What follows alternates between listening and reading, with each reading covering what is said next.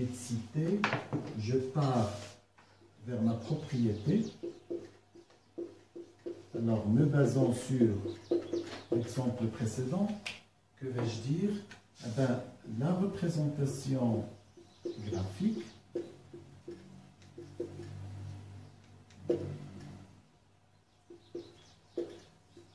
d'une fonction affine,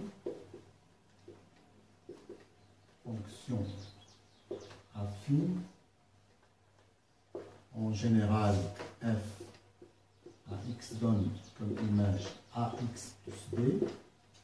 Cette représentation graphique, c'est quoi? C'est une droite. Et la droite, petit d, je peux la nommer comme je veux. Par où passe-t-elle? Qui passe, ou bien qui coupe, c'est mieux encore, qui coupe l'axe des Y, je l'appelle OY, il passe par l'origine O, il est vertical, l'axe OY, au point, en quel point? Au point D,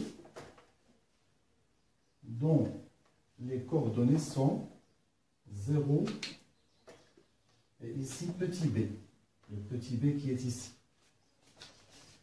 Donc ça, on l'a vu dans l'exemple, et là, on généralise. Ensuite, cette droite-là, qu'est-ce qu'elle a comme coefficient directeur? Eh bien, elle a comme coefficient directeur juste le coefficient de la fonction. Et qui a pour coefficient directeur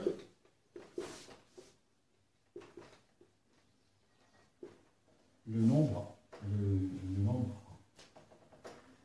A, tout simplement. D'accord? Coefficient directeur.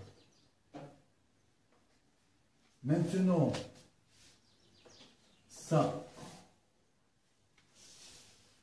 c'est ma propriété. Donc, je peux me passer de cette condition et la remplacer par autre chose. Donc, D passe aussi par le point. Ça, on ne l'a pas explicitement dit dans l'exemple. Quel point? Donc, elle passe déjà par B. Elle passe par un autre point que je nomme A. On l'a fait dans l'exemple, mais on n'a pas explicité. Si je prends ici 1, qu'est-ce que je vais avoir comme ordonnée? Eh bien, c'est simple, c'est calculé. Si je prends ici 1, quelle est son image? C'est A fois 1 plus B. Ça va me donner A plus B. D'accord? Donc, j'ai ici la somme A plus B.